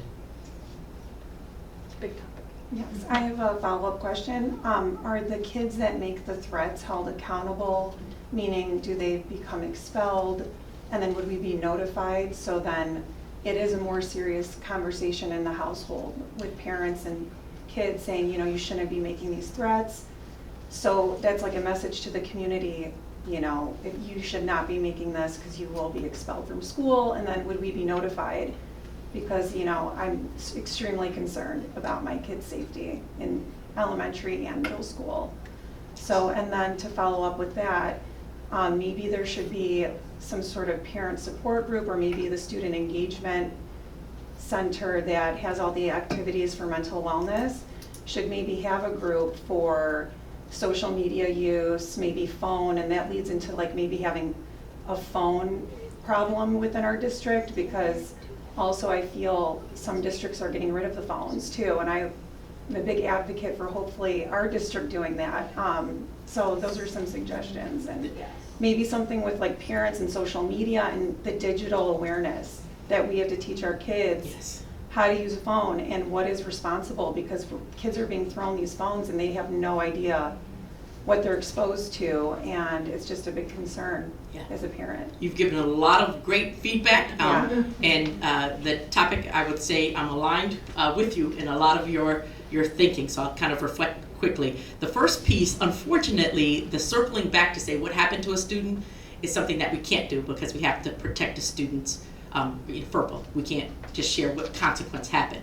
But as a parent, absolutely have the conversation with your child that this is serious. In the code of conduct, when it says up to and including expulsion, so there are degrees of what takes place within a school, but if there is a threat, even if that threat is not a credible threat, that still could put that child through a disciplinary process. The process is an initial building hearing. They have to determine through that, is that a transient threat, meaning did the child, was that something that they were serious, or they're like, oh, I'm going to blow your head off, but that wasn't, you know, they saw serious consequences. So it could range that maybe the student is gone for 30 days. It's something that they're not going to return the next day, I will say that.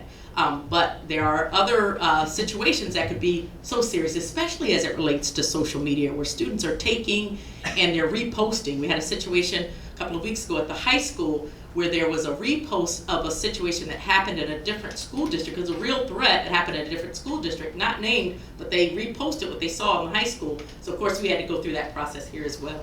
So that could really disrupt the learning environment, and it takes a significant number of resources.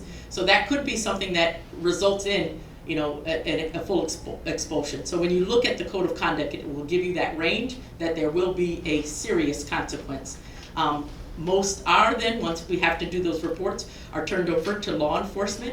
So those could be situations where they charge. We don't have control of that, but we have to report each case.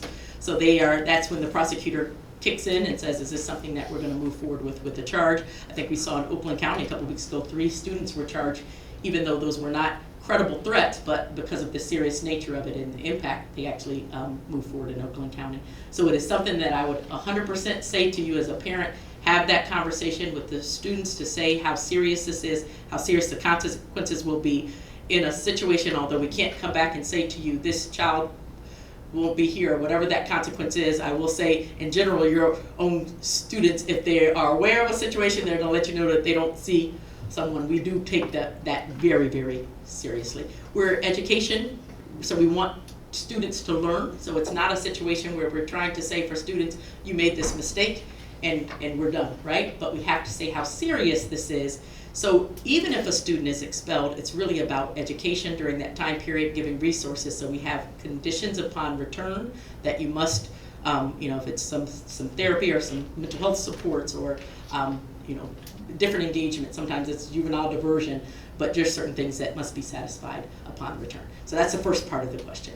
The second part, we've already started last year with the student and family engagement with the courses for families in terms of that, the digital age and the social media, tied more, I think, to the, what was it, the anxiety, the depression.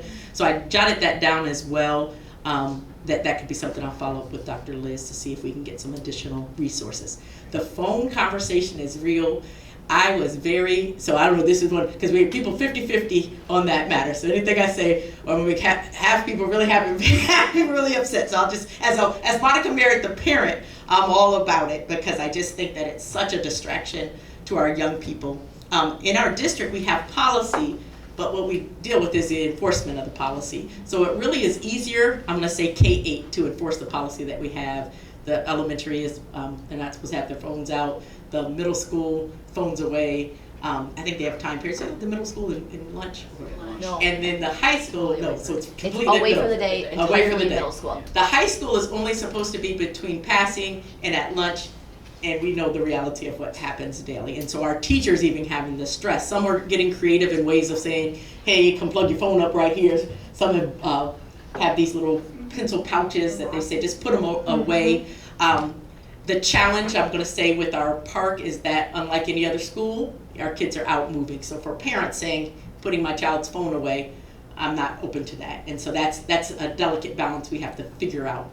But I would say now legislatively they're taking this up, because different states are already doing this. And I think that if we had the support even of a legislative ban, it would help maybe parents that are not as receptive. And I get that, right? Because you're thinking when you're at the park, I want to make sure that my child has access. So just know that we haven't had that official conversation to say, hey, are we going to do a ban at the high school? However, at the last SPA meeting, I know that conversation came up about the legislative piece. I shared with them to share it at the board meeting so that we can begin a board level discussion around what this might look like either locally for us or if something happens on the legislative level. But I would say K-8 is definitely easier to manage. The park is a little bit different than many schools. It's a different challenge that we'd have to overcome. Great, thank you. Thank you all so much. For sake of time, if there is one additional question, Dr. Merritt does make it a priority to join us each and every meeting if you're in the building or in the vicinity. So we really appreciate you and enjoy you spending this time with us. Are there any additional questions before I turn it over? Frank will speak on behalf of marketing and promotions just to highlight anything that we may have missed. It looks like we're all set. Oh, hang on, one more. Is there any updates concerning like the specials teacher that was raised a concern in the board meeting a couple weeks ago about the specials teachers, music being biggest, like coming together across elementary schools and just canceling the concerts, and that was a concern, and people are getting mixed messages from each individual principal and school. So as a district, I know you're encouraging for them to do that. Has there been any meetings and progressions talking with all of the teachers and any information on that? So I will say that is ongoing. So yes, there have been meetings and there are more meetings to continue. And as you shared, I think it feels like mixed messages because I will share a district perspective that the expectation had not changed. I think just working out just the logistics so that everyone feels supported and understands. I'm confident that we're going to move forward in a great location, at a great place. But I will just share again, scheduling has shifted, and I know in particular that one building had the ability to have specials teachers that didn't travel.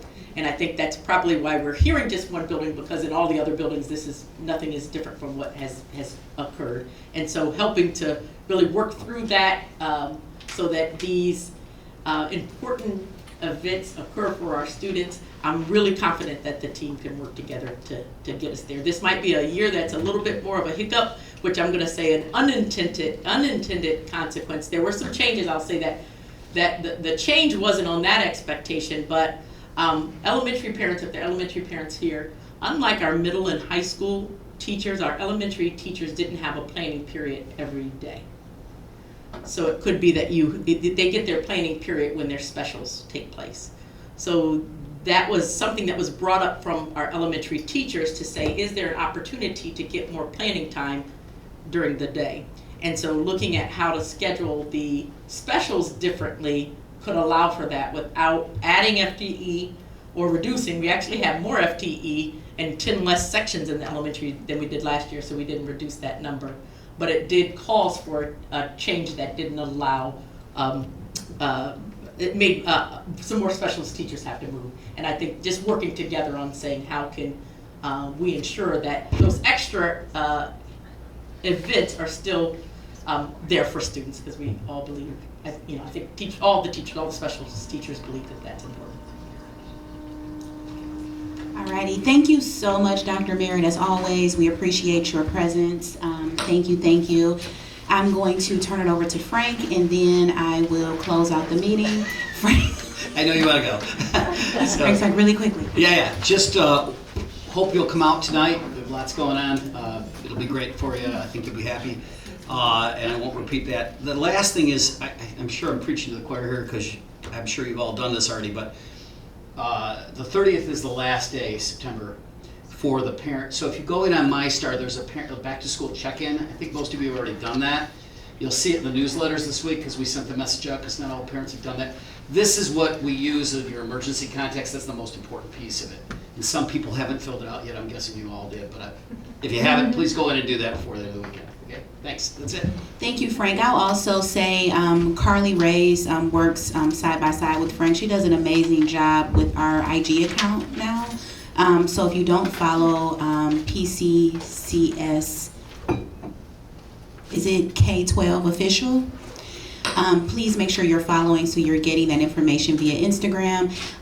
As I stated, I am available to stay a few minutes after. Feel free to come up if there are any agenda items that you would like to see addressed moving forward. This agenda is based on feedback that we're receiving from you. Again, we're your liaison to all of the questions and inquiries that you have as parents.